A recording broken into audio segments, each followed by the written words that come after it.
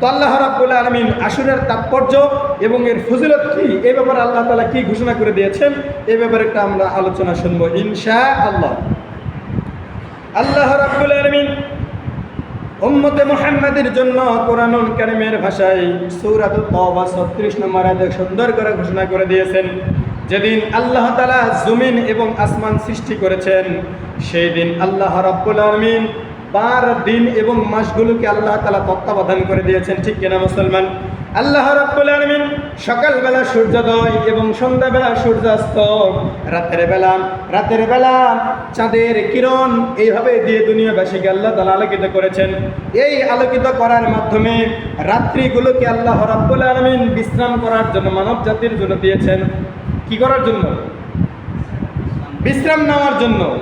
আর আল্লাহ রাব্বুল আলামিনের রিজিক অন্বেষণ করার জন্য ফজরের নামাজ শেষ হয়ে গেল, তোমরা জমিনে ছড়িয়ে পড়া খাদ্য অন্বেষণের জন্য, রিজিক অন্বেষণের জন্য। কিন্তু বাস্তব হলো সত্য, আজকে আমরা রাতের বেলা রিজিক খুশি আর দিনের বেলা ঘুম পারি। ঠিক না? রাতের বেলা আমরা বিভিন্ন কৃষ্টি কার্যের নিয়ে ব্যস্ত থাকি আর দিনের বেলা ঘুম পারি। কখন ফজর হয়ে যায়, কখন জ্বর হয়ে যায়, কখন আসর হয়ে যায়, এ ব্যাপারে আমাদের কোনো চোখ কান খোলাও থাকে না। আল্লাহ রাব্বুল আলামিন এইভাবে 12টি মাসের নাম ঘোষণা করে দিয়েছেন, 60টি দিনের নাম ঘোষণা করে দিয়েছেন। 12টি মাসের নাম হলো মুহররম, সফর, রবিউল আউয়াল, রবিউল সানি, জুমাদাল উলা, জুমাদাস সানি, রজব, শাবান, রমজান, শাওয়াল, জিলকাদ, জিলহজ। এই 12টি মাস আল্লাহ রাব্বুল আলামিন উম্মতে মুহাম্মাদের জন্য দিয়েছেন। বলুন সুবহানাল্লাহ। এমনইভাবে আল্লাহ রাব্বুল আলামিন 7টি দিন আমাদের জন্য উপহার দিয়েছেন। ইয়াউমুস সাবতি, ইয়াউমুল আহাদ, ইয়াউমুল ইসনাইন, ইয়াউমুস সুলাসাই, ইয়াউমুল আরবিআই, ইয়াউমুল খামিস, ইয়াউমুল জুমআতি। এই 7টা দিনের মধ্যে সবচেয়ে মর্যাদাপূর্ণ দিনের নাম হলো ইয়াউমুল জুমআ, যেটা আমরা জুমার দিন হিসেবে আখ্যায়িত করে দিয়েছেন। বলুন সুবহানাল্লাহ। আল্লাহ তাআলা ঘোষণা করে দিয়েছেন, নিশ্চয় আল্লাহর বিধানে গণনার মাস হলো 12টি। আসমান জমিন থেকে আল্লাহ রাব্বুল আলামিন সমস্তগুলো সৃষ্টি করে দিয়েছেন। বলুন সুবহানাল্লাহ। তাহলে এই আসমান, জমিন, চন্দ্র, সূর্য, নক্ষত্র, নিহারিকা সমস্তগুলো তৈরি করেছেন কি?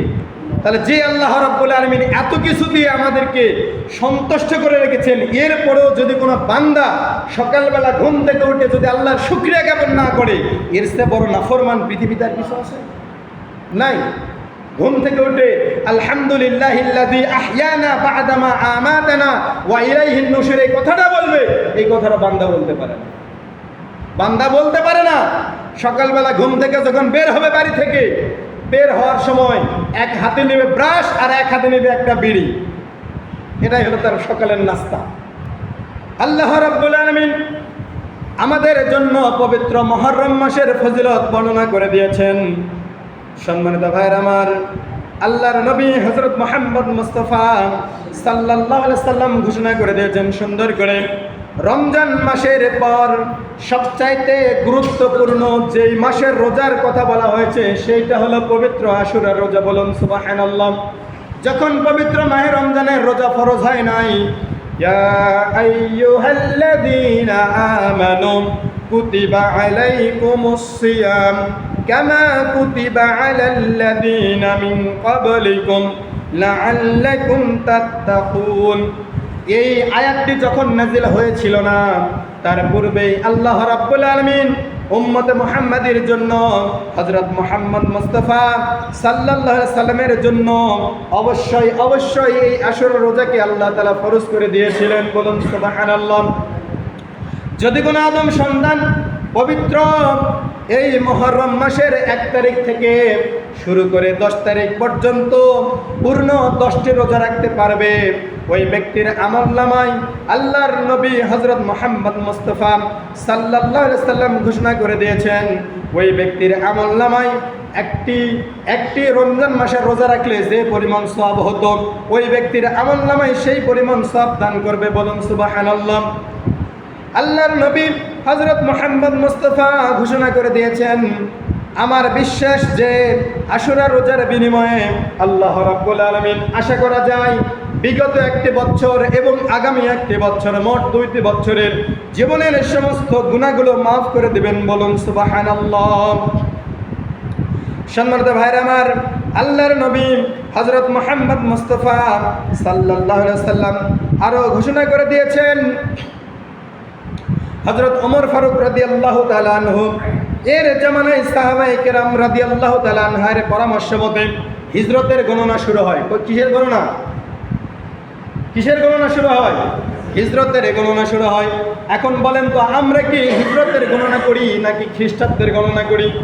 আমরা কি খ্রিস্টাব্দের গণনা করি নাকি বঙ্গাব্দের গণনা করি? হিসাব করলে দেখা যাবে আমরা মুসলমান বাংলাদেশের বুকে সবচাইতে বেশি হিজরি সনটা প্রচলন যতটা হয় না, শুধু রমজান মাসে প্রচলন হয়, অন্য কোনো মাসে কিন্তু তেমন হয় না। কিন্তু জানুয়ারি থেকে শুরু করে ডিসেম্বর মাস পর্যন্ত পুরনো একটি বছর শুধু খ্রিস্টাব্দ হিসাবগুলোই করা হয়, আর যখন পহেলা বৈশাখ আসে তখন হিসাব করা হয় বঙ্গাব্দ। কোনটা করা হয়? খ্রিস্টাব্দ আর বঙ্গাব্দ, বাংলা সন আর ইংরেজি সাল। তাছাড়া আরবির হিসাব নিকাশ অতটা করা হয় না। যদি কাউকে আজ থেকে 15 দিন পর জিজ্ঞাসা করেন, ভাই আজকে কি মাস, ও বলতে পারবে না, ও বলতে পারবে না। আমাদের অধিকাংশ ক্যালেন্ডারগুলোতেও শুধু বাংলা আর ইংরেজি থাকে, আরবি মাস থাকে না। আরবি মাস থাকে না, সব ক্যালেন্ডারে দেয় না। সম্মানিত ভাইয়ের আমার, তো আল্লাহ রাব্বুল আলামিন এমনই ফজিলতপূর্ণ মাসে দিনে আপনাকে আমাকে উপস্থিত করার তৌফিক দান করেছেন কি? তাহলে যে আল্লাহ তাআলা এত বড় একটা মর্যাদাপূর্ণ মাসে আপনাকে আমাকে উপস্থিত করালেন, সুন্দর রাখলেন, সুস্থ রাখলেন, কোনো হাসপাতালের বেডে, কোনো ক্লিনিকের বেডে রাখার মতো লাগলো না, এর চেয়ে বড় নিয়ামত কিছু আছে? তারপরেও যদি বান্দা বলে যে আজকে ছুটির দিন, এই জন্যই ঘুমে আসি, 8টার সময় উঠলাম, তাহলে বলেন তো ওই ব্যক্তির জন্য আল্লাহ তাআলা কি নাজিল করার জন্য বাকি আছে?